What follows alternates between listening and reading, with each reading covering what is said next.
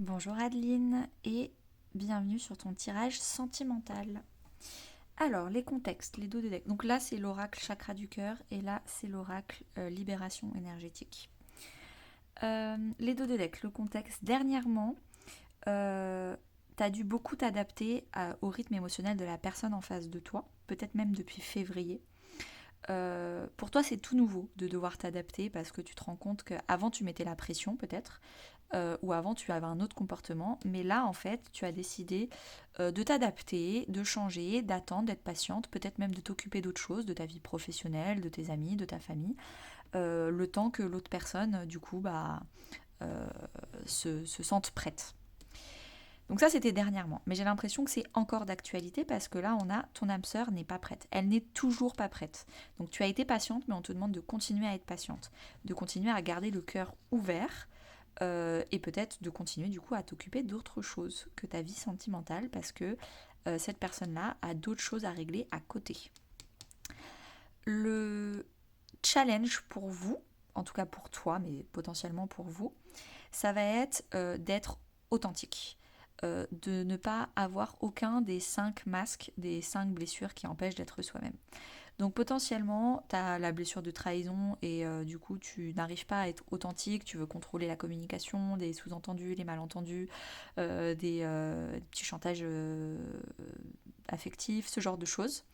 En tout cas, c'est quelque chose qui te fatigue, le fait de toujours devoir porter un masque, de toujours devoir faire semblant, de ne pas arriver à être toi.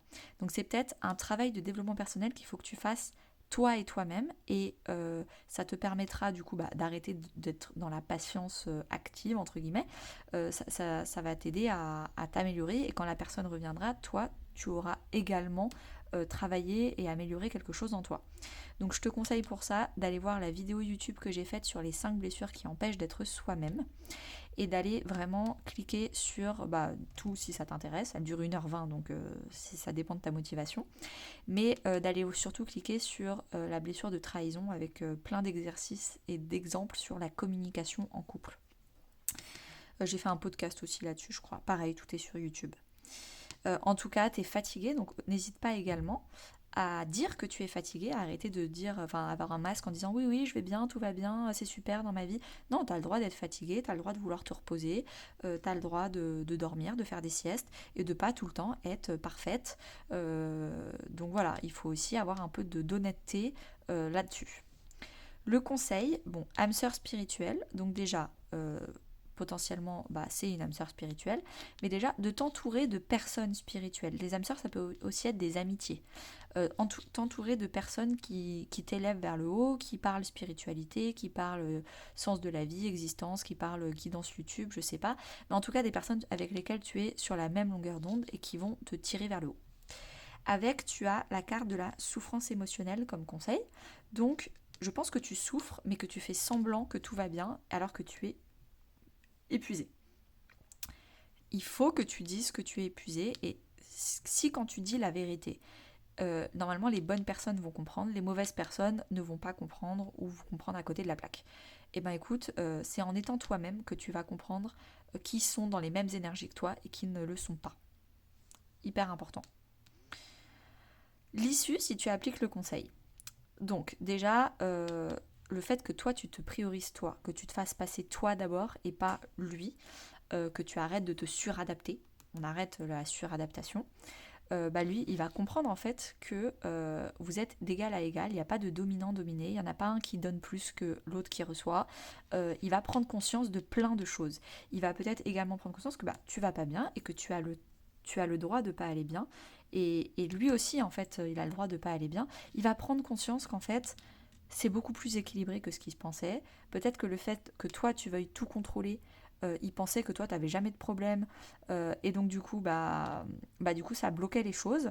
Là, il va se prendre conscience qu'en fait, non, tu es humaine et qu'en fait, il peut être là pour toi, comme toi, tu as été là pour lui.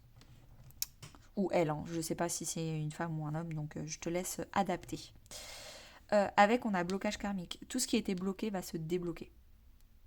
tout ce qui était, on te demandait d'attendre, d'être patiente, peut-être que c'était un test de l'univers. L'univers bloquait les choses avec cette personne tant que tu te priorisais pas toi, tant que tu n'étais pas honnête. Maintenant que tu as appris cette leçon individuelle de toi et toi-même, l'univers débloque les choses par rapport à ton couple. C'est possible également. En synthèse générale, tu as répétition des schémas et le passé. Donc le passé, moi, c'est une carte que je lis comme pardon. Pardonner le passé, transformer les échecs et les erreurs du passé en apprentissage. Devenir sage, plein d'expériences passées. Les personnes qui font le moins d'erreurs aujourd'hui, c'est celles qui en ont fait le plus hier, parce qu'elles ont appris de leurs erreurs. Donc il va falloir pardonner. Il y a un pardon à faire. Généralement, quand on est en colère et quand on a envie de pardonner on a un pardon à faire. 50% du pardon, c'est à soi-même, d'avoir accepté, cautionné cette situation. 50% du pardon, c'est à l'autre, parce que du coup, c'est lui qui a eu la mauvaise action. Donc il y a un pardon à faire. Et la répétition du schéma, c'est arrêter de répéter le passé, apprendre de ses erreurs pour aller vers le présent et le futur. Donc on arrête de répéter le passé, on répète le passé, on répète le passé. Non. Là, il y a une grande leçon de vie que l'univers vous demande d'avoir, à toi ou à tous les deux. Et c'est vraiment les deux cartes qu'on garde, ça devrait être celle-là. Là, c'est tu vas enfin arrêter un schéma répétitif, potentiellement de syndrome du sauveur, de faire passer les autres avant toi. Donc si le syndrome du sauveur te parle, va voir ma vidéo sur les 5 blessures. Cette fois-ci, tu cliques sur blessure d'abandon. Et là, tu vas voir, comprendre la dynamique du syndrome du sauveur. Et on te demande vraiment d'en sortir.